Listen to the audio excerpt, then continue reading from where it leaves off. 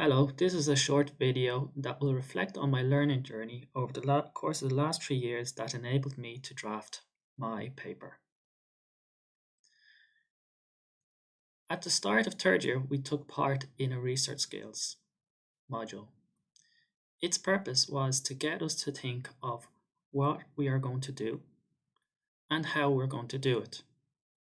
The way it did that was it made us think about what sort of literature revolved around the topic we're going to research, sources of information which we could resort to, and the creation of objectives and methodologies.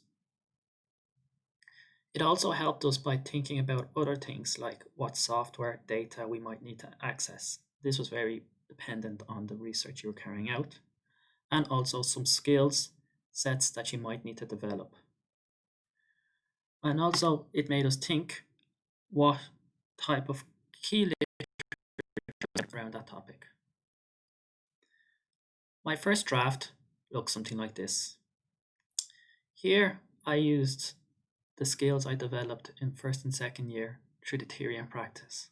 I tried to come up with a structure of what my research was going to look like and how I was going to formulate it on paper. The second draft was a bit more elaborate. As you can see in this table of content, there's a lot more headings. One of my greatest concerns was, how do I tell my story? Especially in my case, there was so many bits to it. And that was a real concern of, how do I get to the end of this, making sure that I say everything I need to say. You can also say I took on other strategies, like making sure that on the top of my paper I had my aims and objectives, and I also had easy access to the resources available to us. I also had a copy of the assessment matrix to make sure that I was trying to stay on focus and that I was doing what I was meant to do. Also, I copied this into my paper, which I highlighted the things I was to do and to talk about in this paper, and also the e-portfolio. The second draft was another evolution on it. As you can see here, I started adopting the template from the BIM gathering, and also I started applying the knowledge I gained from theory and practice by using Mendeley and my referencing. You can also see as the paper evolved and my content knowledge increased, I started inputting information. For example, here you can see my literature review, and I started putting content I thought was useful and references I thought was useful into the document. However, other sections still remained empty, as I wasn't at that point where I could write about them. What you can see here is, though, I did put my objectives everywhere at the headings of each objectives to make sure that I was staying on focus.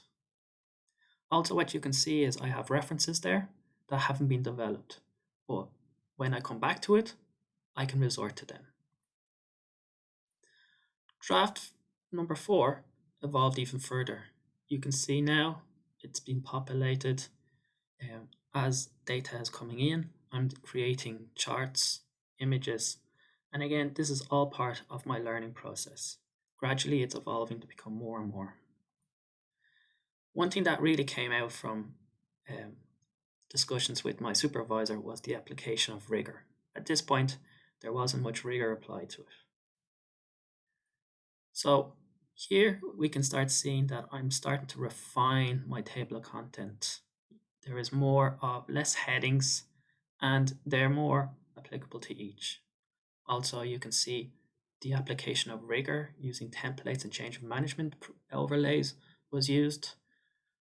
And other things that came from discussions or feedback from my supervisor was the removal of repetition of information, spelling and grammar, the use of signposting between each sections, evaluating the findings, using higher level verbs, and the creation of a section where I synthesize all the findings from all 3 objectives. Finally, in draft 4, there was quite a change. One of my objectives was changed from one thing to another, which involved a bit of a rework. However, I agreed to it because I did think it did benefit the paper overall. And for myself, it made it much more clear and there was much better flow to the paper. Also, the formatting of the abstract and addressing a lot of niggly bits. Niggly bits which include adding, replacing, repeating, evaluating stuff, more signposting, referencing, and making sure that I was critically appraising stuff. Also, another thing was the linking between each section to get overall benefit.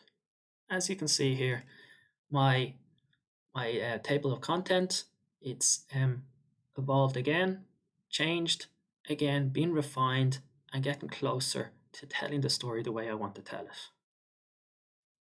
So, in conclusion, my journey started off with a proposal, and through the drafts, it evolved to become a fuller document.